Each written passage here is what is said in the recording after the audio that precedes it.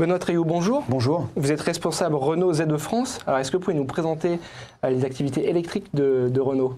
Renault, la stratégie de Renault, elle est très claire dans la mobilité électrique, c'est tout simplement d'être le leader sur ce marché-là. Démarche qu'on a initiée en 2011 avec le lancement déjà de 2 véhicules, Kangoo Z2, un utilitaire, et Fluence Z2, une berline 5 places.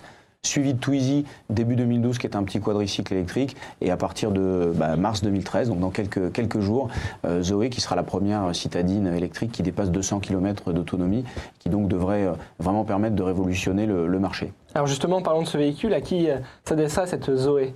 Zoé, il faut la regarder d'une manière assez simple. C'est un véhicule qui fait 4 mètres de long, qui a 5 places, donc qui a un usage ultra polyvalent. Ça correspond à un segment I, donc par exemple la Clio 4 chez Renault, c'est le segment le plus volumineux en Europe. Pourquoi aussi ? Parce qu'il répond à un maximum d'usages.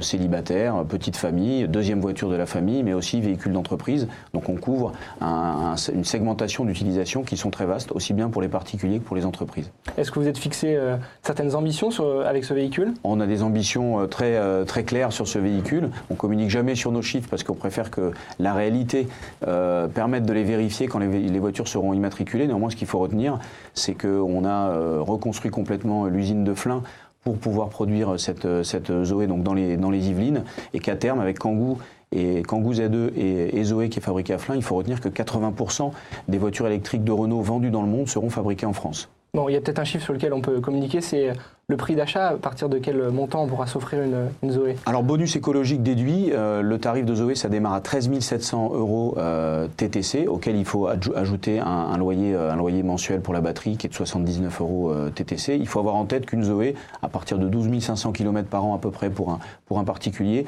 ça devient un objet de mobilité qui est tout aussi rentable que n'importe quel véhicule, diesel ou essence, équivalent du même segment. Parfait, bien à constater sur les routes de France dans quelques semaines. Benoît Tréhioux, merci. Merci à vous. Je rappelle que vous êtes responsable Renault Z de France. Au revoir. Au revoir.